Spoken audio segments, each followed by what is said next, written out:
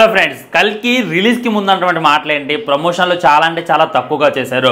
Collections వస్తాయా? వీళ్ళు ఏది నమ్మి 600 కోట్లు బడ్జెట్ పెట్టారు. 600 కోట్ల సంగతి వదిలేండి, 300 కోట్లన్న సినిమాకి వస్తాయి. అసలు ఈ సినిమా హిట్ అయిదా? ఓన్లీ తెలుగులో హిట్ అయినా కానీ 200 కోట్లు రావు కదా బాబు అని చెప్పి బేభత్సమైనటువంటి కామెంట్ అయితే వినపడ్డాయి. అండ్ కొంతమంది సలార్తో కూడా కంపారిజన్ చేశారనమాట.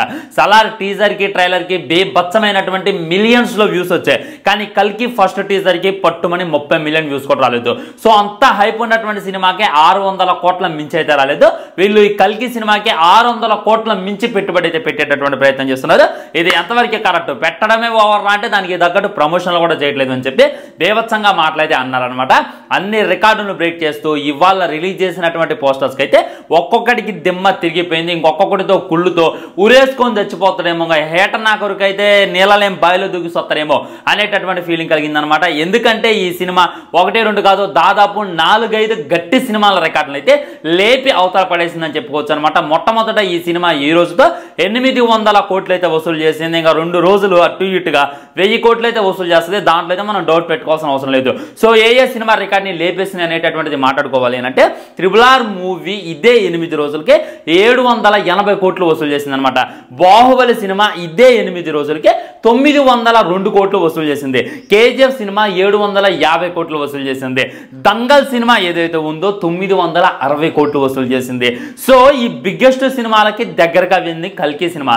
ఆల్రెడీ బాహుబలి 2ని ఎవడో దాటలేడు అని చెప్పి మాట్లాడుకుంటూ ఉన్నాం. 8 రోజుల్లో దానికి 900 కోట్లు వస్తే దీనికి 800 కోట్లు వచ్చాయి. బాహుబలి 2కి వచ్చినాయి అంటే ప్రమోషన్స్ ఏ రేంజ్లో జరిగినాయి అనేటటువంటిది మన కళ్ళతో మనం చూసాం. సినిమా మీద ఏ రేంజ్లో హైప్ ఉంది అనేటటువంటిది మన చెవులతో మనం విన్నాం. వై కిల్లింగ్ కట్టప్ప బాహుబలి ఎందుకు చంపిండు, కొన్ని క్వశ్చన్ మార్కి ఏం సమాధానం ఇస్తారని చెప్పి ఊరించి వదిలితే టికెట్లు చాలా టఫ్గా దొరికితే డొక్కు థియేటర్లో సినిమా రిలీజ్ చేస్తే ఆ డబ్బులు అయితే రావడం జరిగింది. కానీ కల్కి సినిమా చూడడానికి పెద్ద క్వశ్చన్ మార్కులు ఏమి లేవు, కొత్త ప్రమోషన్లు కూడా ఏమి లేవు, కొద్దిగా చెప్పుకోవడానికి ఒక రీజన్ కూడా ఏమి లేదు.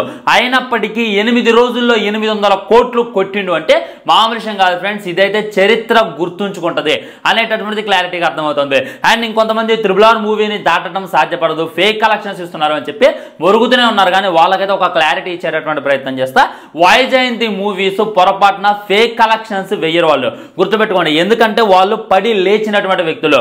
ఆ కంత్రి సినిమాకి అయ్యుండొచ్చు, ఆ శక్తి సినిమాకి అయ్యుండొచ్చు, ప్రొడ్యూసింగ్ చేసిందే ఈ వైజయంతి. అండ్ షాడో సినిమా కూడా ప్రొడ్యూసింగ్ చేసిందే వాళ్ళు. ఆ టైంలో వాళ్ళు ఎంత సఫర్ అయ్యారు అనేటటువంటి తెలుసు. సో వచ్చినటువంటి సొమ్మును వాళ్ళు బయట పెట్టుకోరు, వచ్చినటువంటి సొమ్ములు తగ్గించి మరీ బయట పెట్టుకునేటటువంటి ప్రయత్నం చేస్తారు అని చెప్పి గుర్తుపెట్టుకోండి. కాబట్టి వైజయంతి అయితే రాంగ్ అయితే ఏదో భయ, వైజయంతి అయితే అబద్ధం చెప్పదు అని చెప్పి 100% గుర్తుపెట్టుకోండి. ఇంకా మీకు డౌట్ వస్తే ట్రేడ్కి వెళ్ళి చెక్ చేసేటటువంటి ప్రయత్నం చేయండి, ట్రెండింగ్ మూవీ రికార్డ్స్ వెళ్ళి చెక్ చేసేటటువంటి ప్రయత్నం చేయండి, ఇండియా టుడే లాంటి వెబ్సైట్స్ అయితే చెక్ చేసేటటువంటి ప్రయత్నం చేయండి. ఓ 2-3 కోట్లు అటు ఇటుగా ఉంటుంది, కానీ ఎగ్జాక్ట్ సినిమా అయితే 800 కోట్లు కొట్టింది. ఇక తీయండ్రా బాజంతులు ఓదండ్రా కొమ్ము బర్రలు అనేటటువంటి ఫీలింగ్ అయితే నాకు కలిగిందనమాట.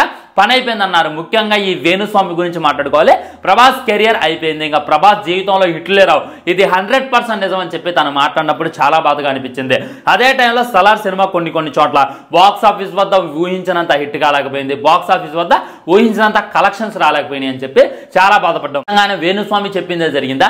నిజంగా ఇదే జరిగితే మా ప్రభాస్ అన్నకి హిట్ రాదని చెప్పి ప్రతి అభిమాని కూడా కళ్ళల్లో ఒత్తులేసుకొని చూసాం. సో అందరి ఆశ కూడా సలార్ 2 పైనే మళ్ళీ రాజమౌళి రావాలి, మళ్ళీ ప్రభాసే కలవాలి, వాళ్ళిద్దరూ కలిస్తేనే ఈ విధమైనటువంటి రికార్డును కొట్టగలం. షారుఖ్ ఖాన్ చూసుకున్నట్లయితే 1000 కోట్ల రికార్డులు 2 ఉన్నాయన్నమాట. ప్రతి హీరోకి కూడా ఒక్కొక్కటి ఉంది. మరి మన పాన్ ఇండియా స్టార్ అయినటువంటి ప్రభాస్కే ఒక్కటే ఉంది ఎందురా అనేటటువంటి దాని నుండి ఎక్కడి నుండి వచ్చిందో కానీ నాగశ్వన్ నిజంగా ప్రభాస్ అభిమానులందరూ కూడా నాగశ్వన్కి గుడి కట్టిన తప్పలేదబ్బా. ఆ రేంజ్లో అయితే మన డార్లింగ్కి హిట్టించబడేశాడు. నిజంగా దండం పెట్టి దోతని చెప్పి ఆయనే అనుకోవాలన్నమాట. ఎందుకంటే ఇక్కడ రాజమౌళి రావాల్సిన అవసరం లేదు, ఒక కటౌట్ నాకు చాలు, ప్రమోషన్ చేయాల్సిన అవసరం చాలు, నాకు ఒక కంటెంట్ చాలు అని చెప్పి నాగశ్వన్ నిరూపించి తన సొంత మామని నమ్మించి 600 కోట్ల సినిమా పెట్టుబడి పెట్టించి ఆ తర్వాత బేభత్సమైనటువంటి ఎలివేషన్ లిప్పించి ఒకసారి టై రిలీజ్ చేసినప్పుడు ట్రోల్ చేశారు, ఒకసారి టీజర్ రిలీజ్ చేసినప్పుడు ట్రోల్ చేశారు, ఒకసారి లుక్ రిలీజ్ చేసినప్పుడు ట్రోల్ చేశారు. వీటన్నిటిని తిప్పికొడుతూ ఇగో ఈ రోజు ఈ 800 కోట్లు వసూలు చేశాను చూడండి అని చెప్పి రిలీజ్ చేసినటువంటి పోస్టర్ చూస్తున్నప్పుడు నిజంగా చాలా అంటే చాలా ఆనందంగా అనిపించింది ఫ్రెండ్స్. మీకు ఏ విధంగా అనిపించింది? కల్కి సినిమా 800 కోట్లు కొట్టింది అని చెప్పి మీరు కల్లోనన్నా అనుకున్నారా లేదా అనేటటువంటిది డెఫినెట్లీ కింద కామెంట్ చేసేటటువంటి ప్రయత్నం తప్పకుండా చేయండి. రేపు సండే రేపైతే ఒక స్పెషల్ వీడియోతో మళ్ళీ కలుద్దాం కల్కి గురించి. బాయ్. మరి ఛానల్ సబ్స్క్రైబ్ చేయండి, వీడియో లైక్ చేయండి, వీలైనంత వరకు వీడియోని షేర్ చేయండి. వందే మాత్రం జై హింద్. ఉంటాయి. నమస్కారం.